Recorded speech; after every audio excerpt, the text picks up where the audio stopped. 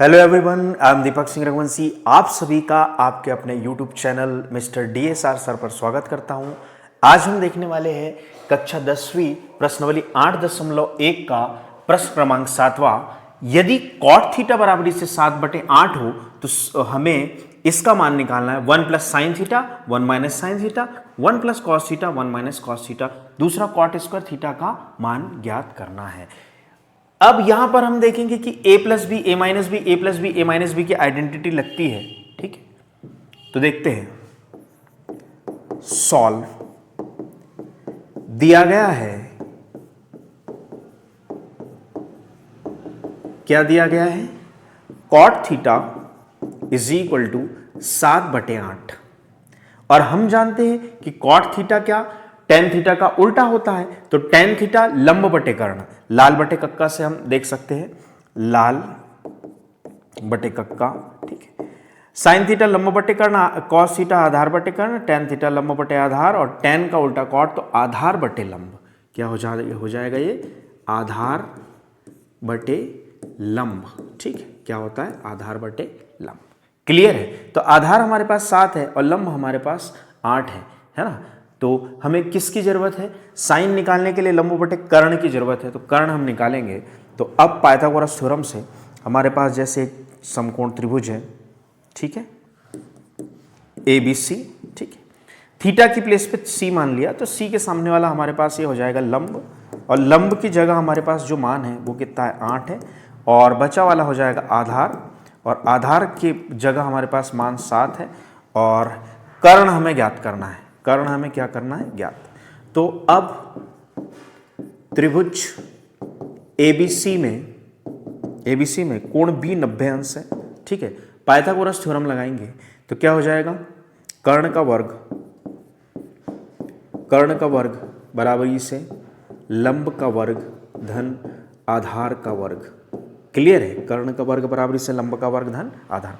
कर्ण क्या है? AC का वर्ग बराबरी से लंब क्या है? 8 का वर्ग, और आधार क्या है हमारे पास? 7 का वर्ग। ठीक है, तो क्या हो जाएगा? AC का वर्ग बराबरी से कितना? 8 ही 8 ही 64 और 7 ही 49। क्लियर है? तो क्या हो जाएगा?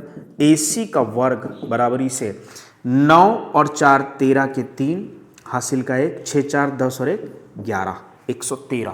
कितना आ जाएगा? 113। ठीक है, 64 और 49 113। ठीक, तो यहाँ पर हमारे पास 113। ठीक, अब AC बराबरी से ये घात वर्गमूल में कन्वर्ट हो जाएगी, तो 113। ठीक है, चूंकि 113 का वर्गमूल नहीं होता, ये पूर्ण वर्ग नहीं है, तो 113 ज्यों का त्यों रखा रहेगा। क्लियर है ना? तो हमारे पास कर्ण हो गया कितना?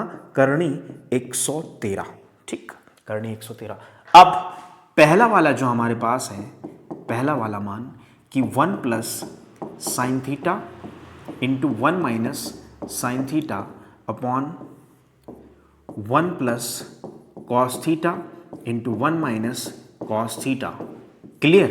तो देखते हैं, हम यहाँ पर देखते हैं हमारे पास एक फॉर्मूला लग रहा है, जो फॉर्मूला हम यूज़ कर सकते हैं। ठीक है, एक फॉर्मूला कौन सा? कि A² minus B² A plus b और A माइनस बी, ये फॉर्मूला दिख रहा है। ठीक है, तो ये फॉर्मूला का उपयोग करेंगे। क्लियर है?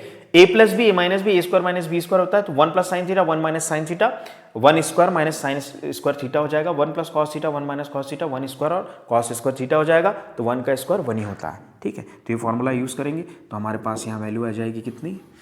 1 का square minus sine square theta और 1 का square minus cos square theta.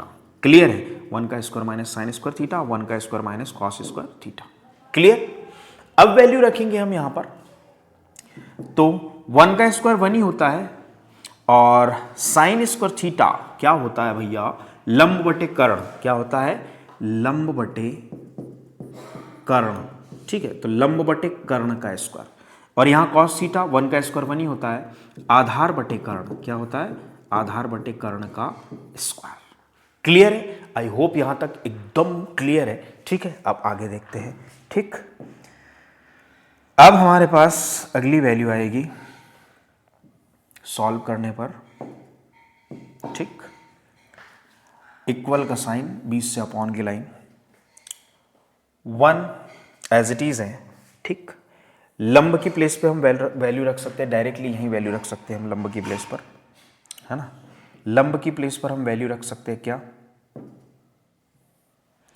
लंब हमारे पास क्या है 8 और कर्ण हमारे पास क्या है, कर्णी 113 इसका स्क्वायर, है ना। और कॉस थीटा होता है आधार बटे कर्ण, तो आधार हमारे पास है 7 और कर्ण है 113 और उसकी घात 2। क्लियर। ठीक, तो यहां क्या हो जाएगा, घात 1 एलसीएम लेने के लिए 1/1 लिखेंगे। ये घात इस पे लगी तो 8 8 64 हो जाएगा, और ये घात इस पे लगी तो 113 पे जब घात लगी तो ये कट के 113 ही देगा। क्लियर है। ऐसे नीचे भी 1/1 लिख सकते हैं एलसीएम लेने के दृष्टिकोण से। ये घात इस पे लगी तो साथ ही 49 और घात इस पे लगी तो कट के 49/113। क्लियर है। आई होप यहां तक आपको समझ में आ गया होगा। ठीक है, एलसीएम लेंगे तो यहां पर क्या हो जाएगा, 113 एलसीएम आया, ऊपर 113 एकम 113 एलसीएम आया, क्रॉस मल्टीपल तिर्यक गुणा करेंगे तो 113 एकम 113 ऋण 64 एकम 64, और यहां भी 113 नीचे 113 आ जाएगा, और 113 एकम 113 और 49 एकम 49। ठीक है, 113 से 113 कैंसिल हो जाएगा, तो 113 में से 64 गया 49 बचा, और 113 में से 49 गया तो कितना बचा 64। क्लियर है। तो इसकी वैल्यू आ जाएगी 64। तो पहला वाला पोर्शन हमारा क्लियर है। ठीक है, दूसरा वाला प्रश्न बोलता है कि कॉट स्क्वायर थीटा क्या होता है। कॉट थीटा ऑलरेडी हमारे पास गिवन है 7/8, तो ये हो जाएगा 7/8 का स्क्वायर, 7/8 की घात 2, क्योंकि कॉट थीटा बराबर इसे 7/8 है। तो कॉट स्क्वायर दिया है तो 7/8 का क्या हो जाएगा स्क्वायर, तो साथ ही 49/64 सॉरी 49/64, तो इसका भी मान आ जाएगा 49/64। इस प्रकार हम इस प्रश्न को सॉल्व कर सकते हैं, एंड आई होप आपको समझ में आया होगा। Thank you.